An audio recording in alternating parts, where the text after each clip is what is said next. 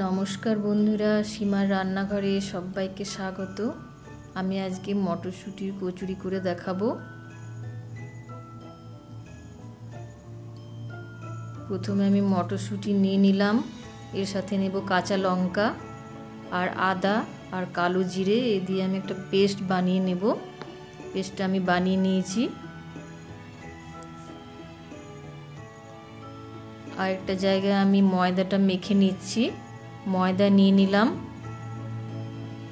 এবার নুন দেব, কালো জিরে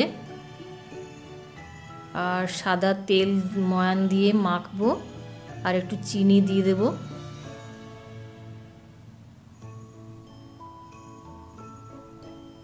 এবার খুব ভালোভাবে আমি মেখে নেব। চিনি দিয়ে দিলাম, মেখে নিয়েছি। এবার আমি আধ ঘন্টা ঢাকা দিয়ে রেখে দেব। এবার একটা কড়াইয়ে আমি তেল গরম করতে দিয়েছি, তাতে দিয়ে দিলাম হিং। এবার আমি মটরশুঁটির যে পেস্টটা রেডি করে রেখেছি সেটা ভালোভাবে ভেজে নেব।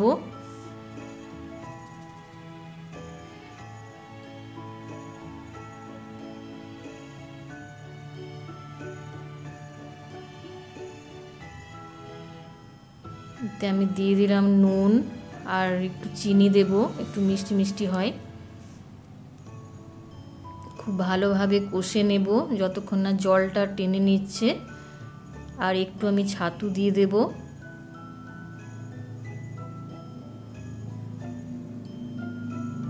ছাতু দিয়ে দিলে কি হয়, জল ভাবটা টেনে নেয়।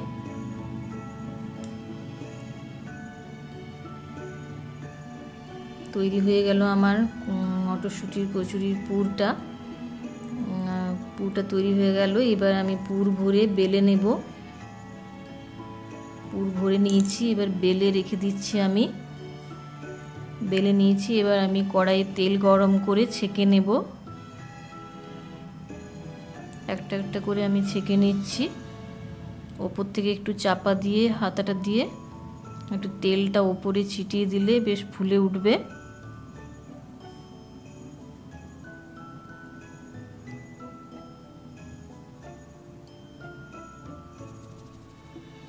বাকিগুলো আমি ভেজে নেব।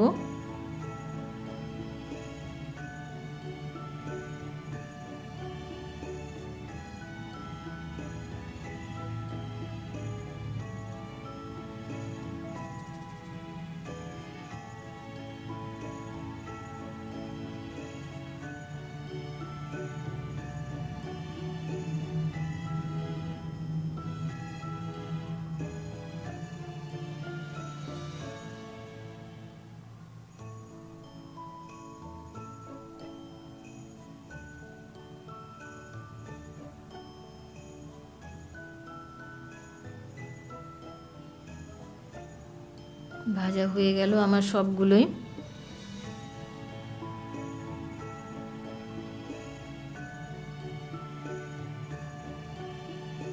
মটরশুঁটির কচুরি আলুর দম দিয়ে খেতে বেশি ভালো লাগে।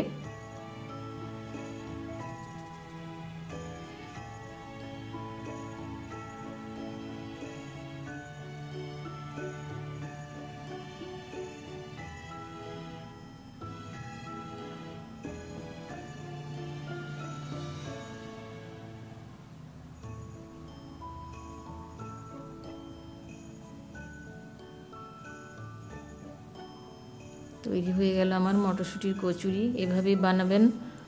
সবাই ভালো থাকবেন, সুস্থ থাকবেন। সবাইকে অনেক ধন্যবাদ।